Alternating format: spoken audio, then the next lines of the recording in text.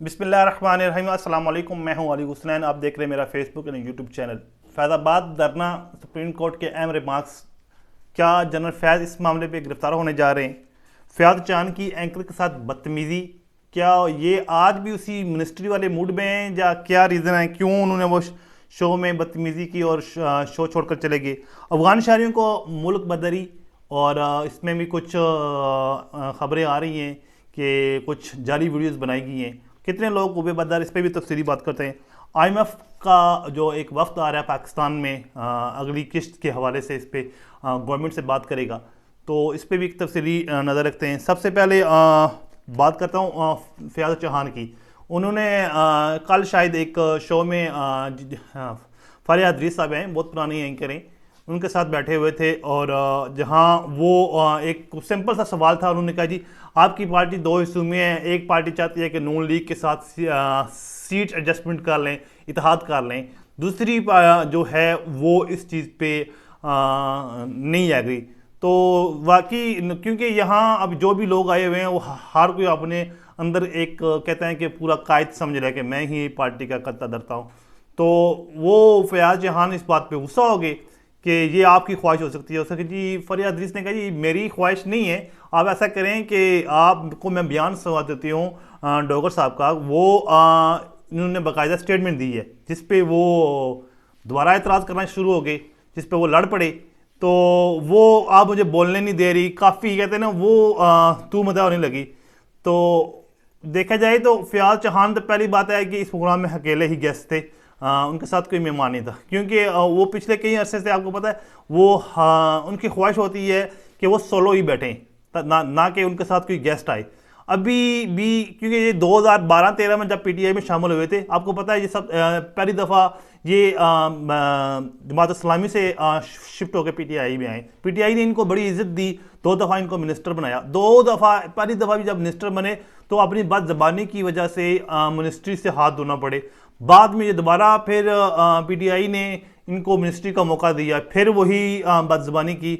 अभी इन पे बड़े असनात हैं, इनके बयानात सुने कुछ बड़े अरसे से पहले, तो ये मरने और कस्में खाने, PTI छोड़ देना, ज़िंदगी छोड़ देना के बातें करते थे। बहरहाल उन्होंने वो कहते हैं ना वो मिनिस्ट्री वाली अकड़ नहीं जा रही, वो मामलात नहीं जा रहे, तो फिर यहाँ गुस्से से आके माइक फेंक के चले गए।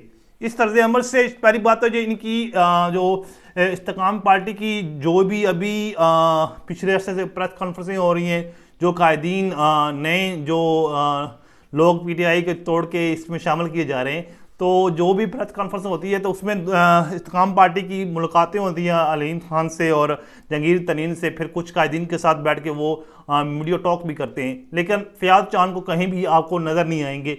पार्टी ने यहाँ भी उनको बुलाया तो ले तो लिया है। इनकी दूसरे लफ्ज़ों में कहते हैं ना कि ताकतवर हलकों ने सियासत ख़त्म किया, क्योंकि लंबी ज़बान है, हमेशा बेहुदा किस्म की ज़बान यूज़ करता है। आप PTI के दौर में भी इस बंदे को के साथ इसकी वजह से PTI का मौक़िफ़ TV पे नहीं जा रहा था, क्योंकि ये वज़ीर इत्तलात था और मीडिया ने इसके साथ बाइकआउट किया हुआ था। अभी इसे मेरा खैर है कि शायद कोई इसके पास कोई ओहदा भी नहीं है पार्टी का जिससे वो पार्टी की तर्जमानी भी करे। तो दहाई कहते हैं मुझे तो मैं इसकी मजम्मत करूँगा जितनी हो सके। एक खातून औरत के साथ इसने इतनी बदतमीज़ी की, और कि एक जो अखलाकियात है वो भी इसका उसने ज़रा लिहाज नहीं किया।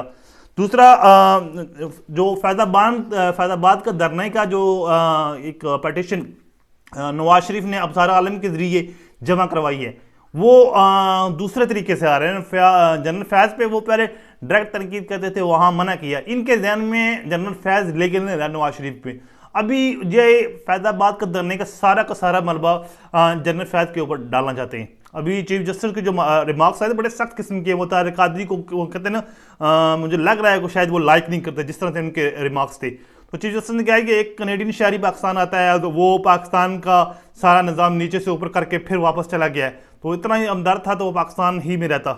तो एक लिहाज से तो वो ठीक ही उन्होंने कहा है, लेकिन चीफ जस्टिस ये भी ज़रा नोटिस करें कि उनके साथ जो ज़्यादती हुई है लाहौर में, जो 14 बेगुनाह लोग कत्ल हुए, उनका क्या बनेगा? उनको मारने वाले कौन हैं? उनका जो कहते हैं खून किन के हाथों में है? नून लीग को तो जनरल रहीज शरीफ तो क्लीन चिट दे के चले गए थे, ये सब लोग बरी हो चुके हैं। अगर अगर अगर आप इतने ही हमदर्द हैं इनके इनके इतने खिलाफ है तो इनको इंसाफ भी दें। वो जो मॉडल टाउन का सानिया है उसको भी पूरी इंक्वायरी खिलाएं इस फैजाबाद धरने के साथ साथ। क्यों धरना हुआ, ऐसे क्या मुलाकात हुई, ये भी देखना चाहिए ना।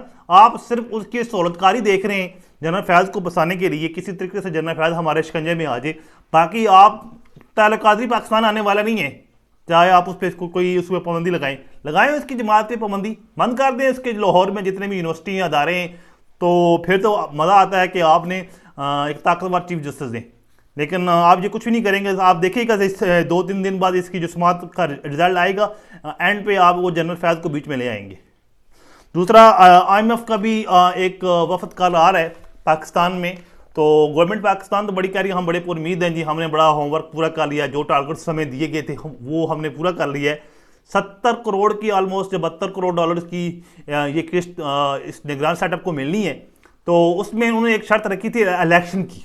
ये जो फुर्तियाँ दिखा रहे हैं पिछले 2-3 दिन से, ये IMF की ही कंडीशन थी।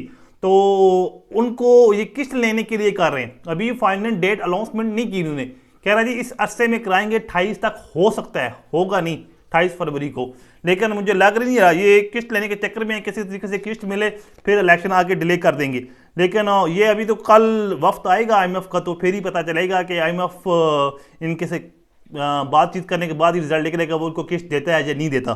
दूसरा, अफगान शहरियों को कल आज इनकी जो कल डेट ख़त्म हो गई है, आज फर्स्ट डेट पकड़ दकड़ शुरू थी। कराची से भी इस्लामाबाद से भी आज 34 बंदे गिरफ्तार करके बॉर्डर की तरफ लेके गए हैं, और इस तरह से बाकी शहरों से भी गिरफ्तारियाँ हुई हैं। जो पाकिस्तान में इस वक्त 17.5 लाख के करीब जो गवर्नमेंट पाकिस्तान के नज़दीक गैर मुल्की हैं।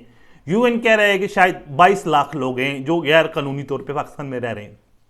अभी तक जो लोग यहाँ से पिछले 30 दिन से जो मुल्क छोड़ कर गए हैं वो 2 लाख के करीब लोग हैं जो मुल्क छोड़कर चले गए। अभी आज जो पकड़ दकड़ हुई है वो एक कहते हैं ना 30-34 लोग इस्लामाबाद से पकड़े हैं और 60 के करीब लोग जो हैं वो कराची से गिरफ्तार हुए। इस तरह डिफरेंट जगह से गिरफ्तारियाँ हुई हैं। लेकिन 2 लाख और अगर गवर्नमेंट पाकिस्तान के ही शरियत मान लीजिए तो 17 लाख अगर शरिया हों तो 15 लाख लोग अभी भी इस मुल्क में मौजूद हैं। तो वो इनको इन लोगों को इस तरह पकड़ना, इनको GFNC करना एक बहुत बड़ा चैलेंज होगा। आज भी कुछ कैंप्स में कुछ वीडियोस बनी हैं, ज़बरदस्ती की जाली वीडियोस बनी हैं। हमारी एजेंसियों ने बार बार उस वीडियोस को कहते हैं कि बनाने वालों को भी और उनको जो पब्लिश कर रहे थे ट्रेस कर लिया और सारे मामले को मनसूबे को कहते हैं कि बर वक्त पकड़ लिया, वरना पूरी दुनिया में पाकिस्तान की बदनामी होती है। बल्कि 2 मुल्कों में ये एक कहते हैं नफरत पैदा करने वाली बात थी। बहरहाल ये अमल अच्छा है कि अफगानी शहरी अपने मुल्क में जाएं। हमने उनकी 40 साल की है, इनकी मेहमान नवाजी की है। अभी अपने शहरों में जाएं ताकि अपने मुल्क में बसें जाके। अभी उनके मुल्क के हालात भी अच्छे हैं, मैशत भी अच्छी जा रही है। उनका जो है करेंसी हमसे अच्छी है। उनका 1 रुपया हमारे तकरीबन ऑलमोस्ट 3 रुपये के बराबर बनता है। बेहतर है वो वापस अपने मुल्क में ही चले जाए। मुझे दीजिए इजाज़त, नेक्स्ट व्लॉग में दोबारा मिलते हैं। अल्लाह हाफिज़।